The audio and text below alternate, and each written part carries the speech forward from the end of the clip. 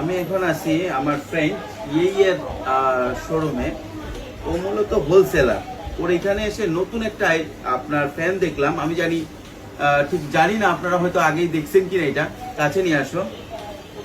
এটা একটা নতুন টার্বো ফ্যান, ঠিক আছে।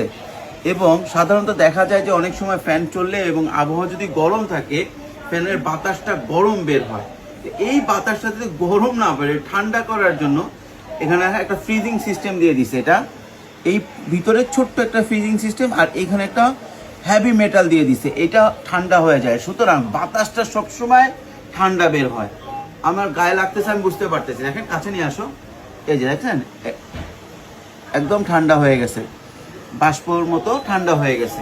আর একটা আছে যেটা হচ্ছে এটার মধ্যে বাতাস, এখানে পানি ভরে রাখলে পানির একটা বাষ্প বের হয়। ওটা তো পুরানো, এটা তো গত 2-3 বছর আগে থেকে। কিন্তু এই জিনিসটা আমি নতুন দেখলাম, এটা আপনারা আগে দেখছেন কিনা।